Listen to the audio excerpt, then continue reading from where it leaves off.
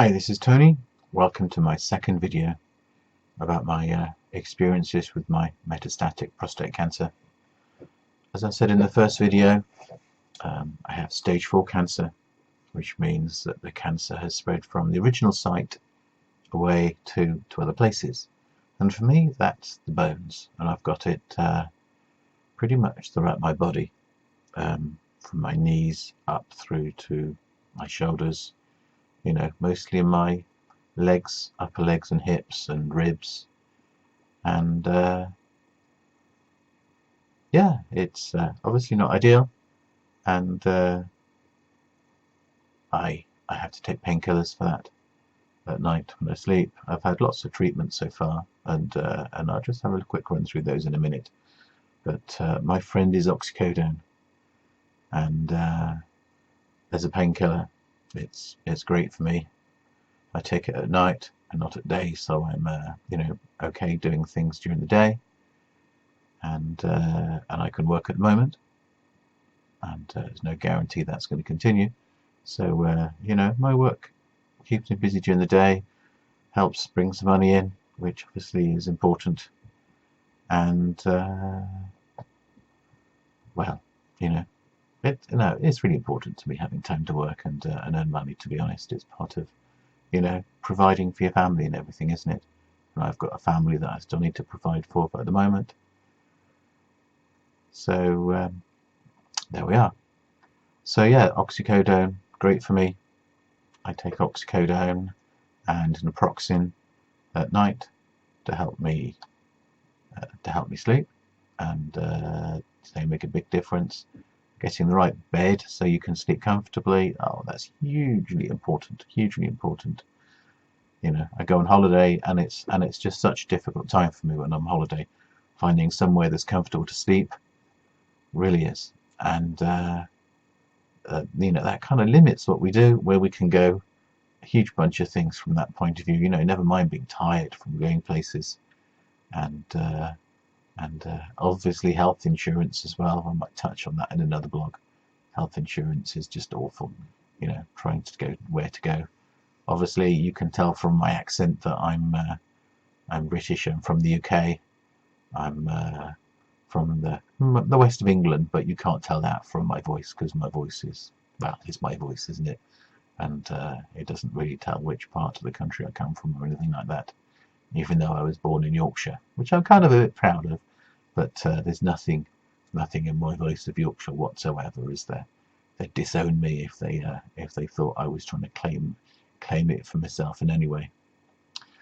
So yes, as I said, at the moment I take oxycodone, and my main cancer drug at the moment is enzalutamide, which I've been taking for maybe 6 months or so. And I'll go into those sort of drugs in another blog a bit later, maybe.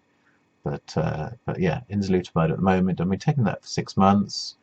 It's one of those drugs that in the UK you need to get through the Cancer Drugs Fund, and I must admit that this Cancer Drugs Fund has been brilliant for me in my situation, because I'm only 54.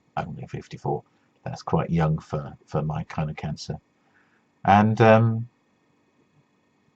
it's meant that I've been able to get drugs that otherwise wouldn't probably be available for me.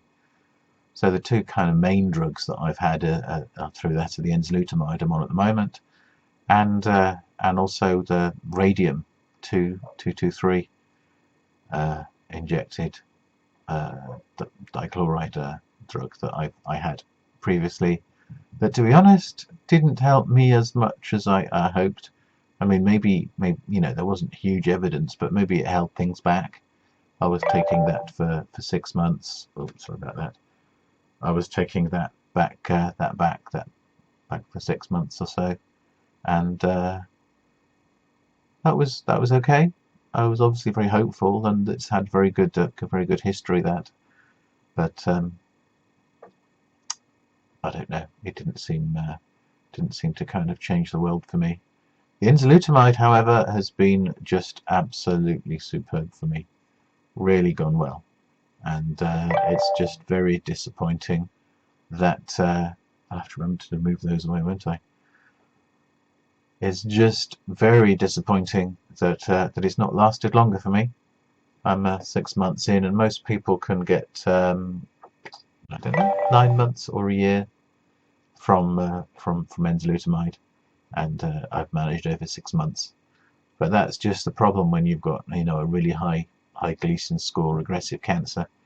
You know, it gets used to the drugs very quickly, moves, and you know you have to move through the drugs, and obviously it's terminal a lot more quicker than if it's a slow cancer. You know, if I'd had a slow growing cancer, then I wouldn't be where I am. I probably wouldn't be metastatic. And what can you say? What can you say? So for me, this is kind of a completely new experience. You know, vlogging, talking to the camera. You know, you will see people on YouTube who experienced it, and wow, they're so good at it. And I'm not very good at kind of talking about myself or my experiences or anything like that. So we'll just have to see how it goes. And this is it for now. I think the next video I'm going to talk about